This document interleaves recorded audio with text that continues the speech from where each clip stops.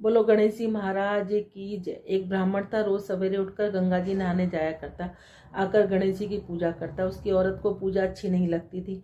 वह हर रोज ब्राह्मण को कहती, सुबह ही पूजा लेकर बैठ जाते हो, मैं ना घर का काम काज कर पाती हूँ ना झाड़ू बुहारी करूँ। ब्राह्मण उसकी बात नहीं सुनता। एक दिन ब्राह्मण गंगा जी नहाने चला गया तो पीछे से ब्राह्मणी ने गणेश जी की मूर्ति को छुपा दिया। ब्राह्मण ने आकर पूछा तो गणेश जी की मूर्ति कहाँ गई? ब्राह्मणी ने कहा, मुझे नहीं मालूम। ब्राह्मण ने खाना पीना छोड़ दिया, कहा मैं तो पूजा न करके ही खाना खाऊंगा। ब्राह्मणी ने बहुत समझाया कि खाना खा लो, पर ब्राह्मण ने खाना नहीं खाया, रोने लग गया। दोनों को लड़ते लड़ते देख गणेश जी की मूर्ति हंसने लगी। तो गणेश जी ने ब्राह्मणी को गुस्से में आकर कहा, गणेश जी की मूर्ति वहां पड़ी है।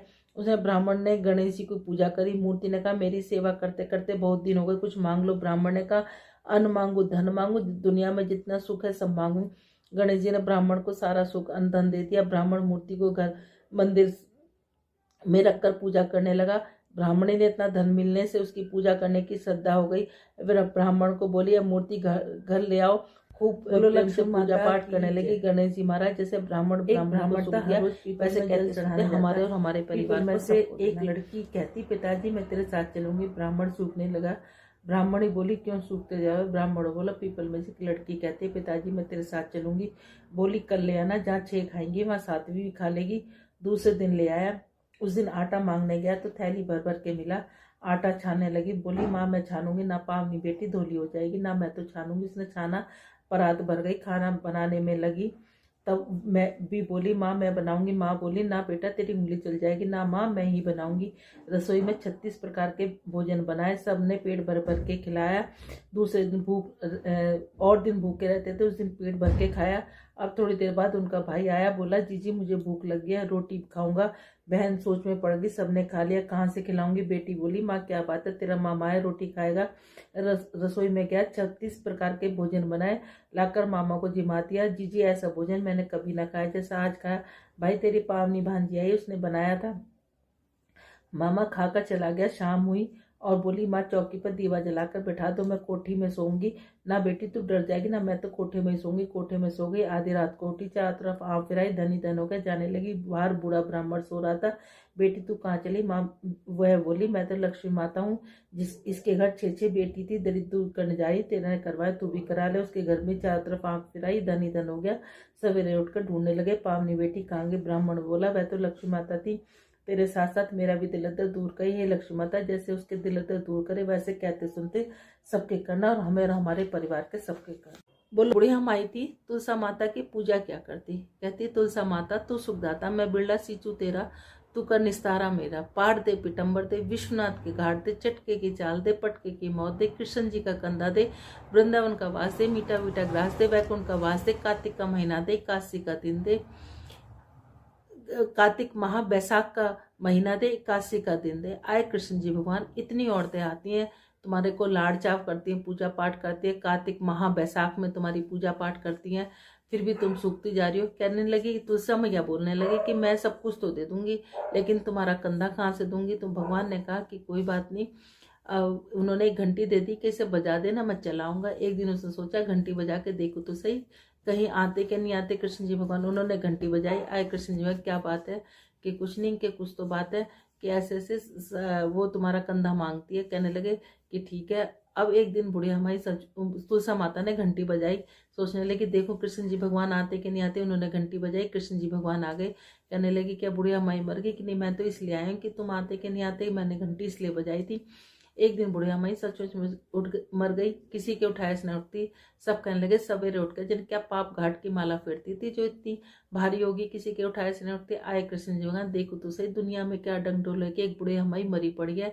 वो कहने लगे, मैं भी देख लूँ। सबने कहा, इतने बड़े बड़े योद्धाओं से तो उठे नहीं, तुम जैसे बालक से क्या उठेगी? एक कहने लगा, इसे भी अपने मन की करने दे। कहने लगी कि अच्छा। वो जाके कहने लगे, कृष्ण जी भगवान ने उसके कान में कहा, बुढ़िया माई मैं आ गया। कहने लगी, ऐसे नहीं, मोर मुकुट पीताम्बर पहने, हाथ में मुरली बजाते, सबके सामने दर्शन दो। उन्होंने मोर मुकुट पीताम्बर पहने, हाथ में मुरली बजाते, सबके सामने दर्शन दिए। जैसे तुलसा मैया, कृष्ण जी भगवान तुमने उनको दर्शन दिए, वैसे कहते सुनते हमारे और हमारे परिवार को सबको देना। माता की जय। गंगा जमुना माई की जय। ठीक। एक बार गंगा जमुना किसान के खेत से जा रही थी, तो जमुना माई ने 12 दाने तोड़े। तो गंगा माई कहने लगी तूने तो 12 दाने तोड़े, तो ये तो चोरी का पछावन लग गया। वो कहने लगी कि कैसे उतरेगा, तू सेठ के यहाँ 12 वर्ष नौकरी कर ले। उसने सेठ के यहाँ 12 वर्ष नौकरी कर ली। अब उसने सेठ से जाके कहा कि मैं तेरे घर 12 वर्ष नौकरी करूंगी, लेकिन बर्तन नहीं मांजूंगी, झाड़ू नहीं लगाऊंगी, दिया नहीं चासूंगी। उसने कहा बहुत काम करने वाली है, जरा जो काम दिल करे वो काम कर ले। और जमुना माई वहाँ रहकर काम करने लगी। 12 वर्ष बाद आया गंगा का नहान, गंगा का मेला लगा बड़ा। तो वहाँ जाके सेठ सेठानी गंगा नहाने जाने लगे। तो वो कहने लगे कि तुम भी चलो, कि नहीं, कि मैं नहीं जाऊँगी। कि उन्होंने कहा कि मेरा ये सोने का टका मेरी बहन गंगा को दे देना। अब किसान वहाँ जाके नहाए धोए और जाके उन्होंने आवाज़ लगाई, हे गंगा माई तेरी बहन जमुना ने सोने का टका दिया है, गोरी गोरी भैया हरी हरी चूड़ियाँ पहने, 2 हाथ निकले। उन्होंने कहा उसका कहना 12 वर्ष पूरे हो गए। उन्होंने जाकर कहा कि ये 12 वर्ष पूरे हो गए। तो कहने लगे कि ठीक है। अब उसने आके कहा गंगा जी से आके सेठ सेठानी ने कहा कि तुम्हारे 12 वर्ष पूरे हो गए। वो सहज धारा भर के बह निकली। सेठ सेठानी बड़ा दुख मनाने लगे, औंधे पड़ गए कि हमसे तो बड़ा दोष लग गया हमें तो, क्योंकि हमने जमुना माई से काम कराया। अब गंगा माई ने पूछा कि तूने कुछ कह के आई है, धीरज बंधा के आई? न मैं उन्हें कुछ कह के आई, न धीरज बंधा के आई। जाओ उन्हें कह के आना, धीरज बंधाना, कहना तुम्हारा कोई दोष नहीं है, 7 जन्म 7 पीढ़ी तुम्हारे घर में अन्नपूर्णा लक्ष्मी सरस्वती का वास होगा। जैसे गंगा जमुना मैया तुमने उनको दिया, वैसे कहते सुनते हमें और हमारे परिवार को सबको देना। बोलो गंगा माई की। बाद हमें वार की कहानी कहनी है। ये 5 कहानी हमें डेली कहनी है। उसके बाद हमें महात्म कहना है। यही करने से ही हमें ये पूरे माह के महात्म का पूरा हमें फल मिलेगा। बुधवार महाराज की जय, बुद्ध देवता की जय। बुधवार के दिन एक साहूकार का लड़का अपनी बहू लेने जा रहा था। माँ ने बहुत मना किया, लेकिन मैं नहीं माना। ससुराल में पहुंचा, मैं तो आज ही लेकर जाऊंगा। उसकी सास बोली मैं तो बुधवार को नहीं भेजूंगी। वह नहीं माना, बुधवार को विदा करा के ले आए। रास्ते में बहू को प्यास लगी, बोली मैं तो पानी पीऊंगी। वह पानी पीने चला गया। बुधवार ने उसका रूप धरकर पानी ले आया। बहू ने पानी पी लिया। बहू पास में बैठ गई। वह पानी लेकर आया। तू कौन है? मैं तेरी बहू। तो मैं बुध हूँ, मैं तेरी बहू। तो बहू बोली मेरा पति तो यही है। अब पंचायत होगी। सारी बातें सुनकर पंच बोले तुम्हारा पति कौन? बुध का हाथ पकड़ कर कहा ये मेरे पति हैं। उसका पति रोने लगा। पंच ने करवा मंगवाया, कहा कि जो मच्छर बनकर करवे के मुंह में निकल जाएगा उसका पति रहेगा। मच्छर बनकर करवे के मुंह में घुस। बुद्ध देवता मच्छर बनकर करवे के मुंह में घुस गए। करवा बंद कर दिया। पंच बोले तुमने बुद्ध नहीं माना, इसलिए बुद्ध ने ही नाटक दिखाया। उन्हें सारे नगर में ढिंडोरा पिटवा दिया। बुधवार को बहन के घर के भाई सासरे के घर जवाई ना जावे। जैसे बुद्ध ने उसे नाटक दिखाया वैसे किसी को ना दिखाया। बोलो बुद्ध। बंदरिया की कहानी का बड़ा महत्व है। कहते चाहे तुम बैसाख नहाओ चाहे ना नहाओ, लेकिन बंदरिया वाली कहानी सुबह सुनने से ही उसका बहुत आपको लाभ मिलेगा। एक राजा था, वो बैसाख नहाया करता था। उसने पूरे अपने नगर में सबको कहलवा दिया कि कोई भी मेरे नहाने से पहले गंगा जी में स्नान नहीं करेगा। लेकिन गंगा जी के किनारे पे एक पेड़ था जिस पे एक बंदरिया रहती थी। वो राजा के आने से पहले ही पानी में चली जाती और नहा के वापस अपने पेड़ पर चढ़ जाती। राजा जब आता तो उसको पानी हिलता हुआ दिखता और कहीं कहीं पर पानी के छींटे भी पड़े हुए दिखते। राजा बड़ा परेशान, उसने अपने सैनिक लगा दिए कि हर कोई जाके देखो कि कौन है। सैनिकों ने बहुत देखा, पहरा बिठा दिया, लेकिन उनको नहीं मिला। जब बैसाख का महीना ख़त्म होने वाला था तो एक दिन एक सैनिक को दिखाई दिया कि कोई एक बंदरिया आती है, पेड़ के ऊपर से उतर के आती है और नहा के फिर वापस ही पेड़ पर चढ़ जाती है। वो उस बंदरिया को पकड़ के राजा के पास ले आया। राजा के पास लाने के बाद उसने कहा कि महाराज ये बंदरिया आपके नहाने से पहले नहा लेती है। राजा ने प्रण ले रखा था कि कोई भी स्त्री जाति होगी तो अगर वो बैसाख मेरे से पहले नहा रही होगी तो मैं उससे शादी कर लूँगा। राजा ने अपने प्रण के अनुसार उस बंदरिया से शादी कर ली। बंदरिया से शादी कर ली। बैसाख नहाने के महत्व के कारण वो बंदरिया पेट से रह गई। अब वो राजा से कहने लगी कि 9 महीने बाद जब मेरे बच्चा होगा तो मैं क्या करूँगी, क्योंकि राजा के कोई संतान नहीं थी। राजा की और 2 रानियाँ थीं, वो निसंतान थीं। तो राजा ने कहा कि मैं तुम्हारे महल से और अपने वहाँ तक राज दरबार तक एक घंटी बंधवा देता हूँ, और जब वो घंटी तुम्हारे दर्द होने शुरू हैं, तुम्हारे बच्चा होना शुरू है तो वो घंटी बजा देना। कहने लगी ठीक है। महल में रानियों ने देखा तो कहने लगी कि बंदरिया से पूछा कि ये घंटी कैसी है, कि ये घंटी राजा जी ने बंधवाई है कि इसलिए कि जो ना जब मेरे बच्चा होगा तो राजा जी आके मतलब आ जाएंगे। अब वो रानियों ने कहा एक बार बजा के देखो तो सही कि राजा जी आते कि नहीं आते। उन्होंने कहा ठीक है। रानी ने वो घंटी बजा दी। अब वो बजा दी तो राजा आ गए कि क्या हुआ। कहने लगी मैंने तो बजा के इसलिए देखी थी कि आप आते हो कि नहीं आते। अब जब उसके दर्द होने लगे तो उसने घंटी बजाई तो रानियों ने बीच में रोक लिया कि वो तो जानवर है, उसने ऐसी बजा दी होगी। राजा वापस चला गया। अब वो रानियों से पूछने लगी कि अब मेरे को दर्द हो रहा है, मैं क्या करूं। कहने लगी अपनी आँखों पे पट्टी बांध लो और अपना सिर ओखली में दे दो। उन्होंने ऐसे ही किया। रानी बैसाख के नहाने के कारण उसको बड़ा सुंदर एक बालक लड़का पैदा हुआ। अब रानियों ने क्या करा कि वहाँ पर एक मांस के लोथड़े को घी उसके खून से लपेट के रख दिया और लड़के को ले जाकर अपनी दासी को कहा कि इसको जाके नदी के जल में प्रवाहित कर दो। अब राजा आया तो उसने कहा कि क्या हुआ। कहने लगी कुछ नहीं हुआ, बंदरिया ने एक मांस का लोथड़ा पैदा किया है। राजा कहने लगा कि जब मेरी रानियों के नहीं हुआ तो बंदरिया के कहाँ से होगा। उधर जो दासी थी वो उसको फेंकने के लिए गई, लेकिन वो बालक इतना सुंदर था कि उससे फेंका नहीं गया। वहाँ पर कोई कुम्हार मिट्टी खोद रखी थी, उसके वहाँ पर रखा ही। कुम्हार कुम्हारी आई, उनके कोई वो भी नहीं संतान थी। उस बालक को देख कर उसका लालन पालन करने लगी। लेकिन बैसाख के महीने और विष्णु भगवान की कृपा से उसको अपना सब कुछ याद था कि मैं एक बंदरिया के पैदा हुआ। उसको थोड़ा थोड़ा स्मरण अपने आप ही सपने में आने लग गया था। एक बार उसने अपनी माँ से कहा कि माँ मेरे को भी हाथी घोड़े बना दो। कहने लगी ठीक है। उसने हाथी घोड़े बना के और वो पनघट पर जाकर बैठ गया जहाँ पर रानी की दासियाँ पानी भरने आती थी। कहते थे मेरे मिट्टी के हाथी घोड़े पानी पी लो। और रानी की दासियाँ हंसने लगी, कहने लगे कहीं मिट्टी के हाथी घोड़े भी पानी पीते हैं।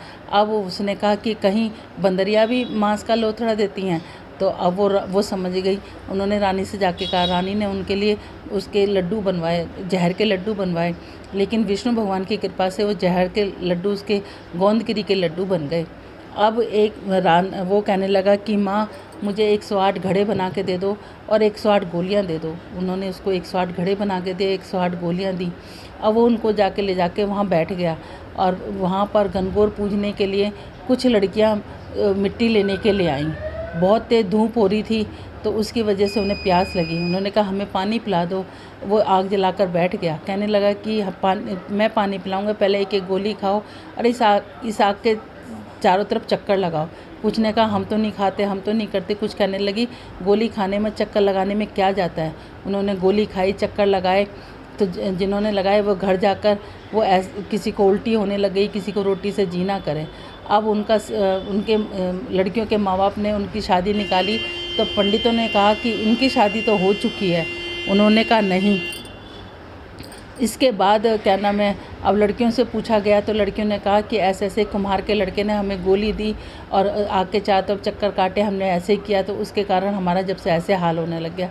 अब वो सारे सेठ अपने लड़कियों को लेके उसकी माँ कुम्हार के घर आया और कहने लगे कि जो ना अब आप ऐसा करो कि इन्हें अपनी बहू बना लो। कहने लगी कि अच्छा। अब उसने कुम्हार ने कहा कि हम गरीब आदमी हैं। उन्होंने कहने लगे नहीं, हम अब ये लड़कियां तुम्हारे घर की बहू बनेंगी। अब उन्होंने उनको बहुत सारा धन दिया और उन लड़कियों के साथ शादी कर दी। इस तरीके से उसके 108 बहुएँ आ गई। अब उसने 108 कमरे बनवाए, सब रहने लगे। 9 महीने के बाद उसके 108 पोते हो गए। उसने कहा कि हमें इतना धन मिल गया माँ तेरे घर। राजकुमार कहने लगा हमें इतना धन मिल गया और माँ तेरे घर 108 बेटे हुए, तो ऐसे करके तू पूरे नगर में और इस राजा के घर पे खाने के लिए भिजवा। उसने कहा ठीक है। राजा के घर पे न्योता भेजा, पूरे नगर में राजा भी आया। अब वो राजा बंदरिया को नहीं लेके आया तो उसने कहा कि आप बंदरिया को क्यों नहीं लेके आए। उसने बीचों बीच सोने का एक सिंहासन बनवाकर उसमें गलीचा बिछवा दिया, मखमल के गलीचे बिछवा दिए। उसने कहा कि चलो बंदरिया को बुलवा लो। उन्होंने बंदरिया को बुलवा लिया। उसको बीच में बिठाकर उसने अपनी सब बहुओं को हाथों में मोहर दे के कहा कि ये मेरी जन्म देने वाली माँ है, आप सब जाओ इसको पोते दो और इनसे मोहर दो और इनको आशीर्वाद लो।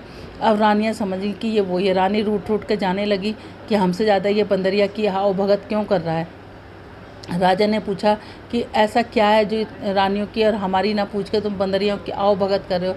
तो कहने लगा कि बंदरिया मेरी जन्म देने वाली है, अगर जन्म देने वाली माँ है। अगर आपको मेरी बात गलत लग रही है तो आप ये इस दासी से पूछो। दासी ने कहा कि हाँ, ये जन्म देने वाली माँ ही है। राजा ने दोनों रानियों को वहीं छोड़ दिया और बंदरिया को और एक से अपने 8 पोतों को लेकर, अपनी बहुओं को लेकर महल में आ गया। महल में आके उसने 108 महल बनवा दिए। उसके बाद वो कुम्हार के पास गया, कहने लगा कि आप चाहो तो महल में आके रह सकते हो, आप यहीं रह सकते हो। उन्हें बहुत सा धन दिया। वो कहने लगे कि हम तो यहीं रहेंगे, लेकिन फिर भी वो कभी कभी महल में आके अपने बेटे से मिलने लगे। कहते हैं बैसाख के महीने में इस कहानी को नित्य नेम सुनने से सभी की मनोरथ पूर्ण हो जाती हैं। जिनके घर बेटा ना हो बेटा हो जाता है। इस कहानी को ज़रूर सुनना चाहिए। जैसे बंदरिया के भगवान ने बैसाख नहाने का उसको इतना फल दिया, वैसे कहते सुनते हमें और हमारे परिवार को, जो भी सुन रहा हो उसको सबको देना। बोलो विष्णु भगवान की जय। श्रीमन नारायण नारायण नारायण, लक्ष्मी नारायण नारायण नारायण, तुलसी नारायण नारायण नारायण, श्रीमन नारायण नारायण नारायण। बैसाख के महीने में पीपल का सींचना, तुलसी का सींचना और सुबह सूर्य उदय से पहले नहाना, उसका महात्म कहना सुनना, जोत लगाना, इसका बड़ा ही महत्व है।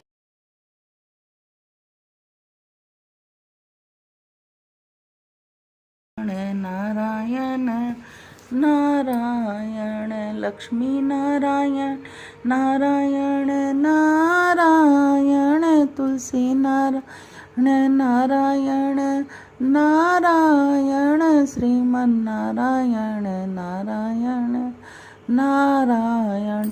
राधे राधे। आप सब लोग कैसे हैं? आशा करती हूँ, भगवान से प्रार्थना करती हूँ कि आप और आपका परिवार इस महामारी से बचा रहे और आप सब लोग सुरक्षित रहें। बोलो राधे राधे। बैसाख महात्म, दूसरा अध्याय। नारद जी ने कहा, राजा अम्बीश ने कहा, हे राजन, बैसाख माह के भक्ति लाभ का वर्णन शब्दों में करना कठिन ही नहीं असंभव है। उदाहरण के लिए मैं तुम्हें एक वाक्य सुनाता हूँ। युगों में श्रेष्ठ युग सतयुग था। वेदों में उच्च कोटि का ग्रंथ, संसार में अन्य कोई नहीं था। इसी प्रकार गंगा से उच्च तीर्थ स्थान की कल्पना व्यर्थ है। पतिव्रता भार्या की तुलना अकल्पनीय है। खेती जीवन यापन के लिए अति उत्तम साधन है। इसी प्रकार नेत्रों की ज्योति से अधिक रोशनी, भोजन से अधिक तृप्ति अत्यंत प्राप्त नहीं हो सकता। सत्य भाषण यश प्राप्त करने का सर्वश्रेष्ठ साधन है। वह निरोगी काया से अधिक संतुष्ट कहीं भी नहीं मिल सकता। इसी प्रकार बैसाख माह से उत्तम पवित्र माह अन्य मास नहीं है। मनुष्य अपने पारिवारिक सुख व संतान के हित व लाभ हेतु प्रत्येक कष्ट सहने के लिए तत्पर रहता है। इसके विपरीत बैसाख माह में केवल स्नान करने का फल ही अति मोक्षदायक है। स्नान के पश्चात जल दान देना, प्याऊ लगवाने से, पंखा दान देने से, खड़ाऊ व अन्न आदि दान देने से देवता प्रसन्न, पितर को मुक्ति मिलती है, देवता प्रसन्न होते हैं, जन्मांतरों के पापों का नाश होता है। बैसाख माह में गरीबों को भोजन व वस्त्र दान से मोक्ष मिलता है। इसी प्रकार अतिथि सेवा का फल भी अनंत होता है। धनन्य व्यक्ति को यदि अतिशाला या धर्मशाला बनवाते हैं तो उनके जन्म जन्म के पाप नष्ट हो जाते हैं। वे मृत्यु के पश्चात स्वर्ग को प्राप्त होते हैं। माता पिता किसी भी बालक के जन्म के साथी हैं तथा उत्तम शिक्षा का मार्ग प्रशस्त करते हैं, परंतु यौवन तत्पश्चात गृहस्थ आश्रम में, वृद्ध आश्रम में मृत्यु उपरांत तक के कार्यों का परिणाम मनुष्य को स्वयं भोगने पड़ते हैं। ऐसे अतः बैसाख में माह में मनुष्य स्नान व ध्यान के द्वारा अपना उद्धार कर सकता है। बोलो राधे राधे। श्रीमन नारायण नारायण नारायण, लक्ष्मी नारायण नारायण नारायण, तुलसी नारायण नारायण नारायण, श्रीमन नारायण नारायण नारायण। हे नाथ नारायण वासुदेवा, हे नारायण वासुदेवा, हे नाथ नारायण वासुदेवा। बोलो राधे राधे।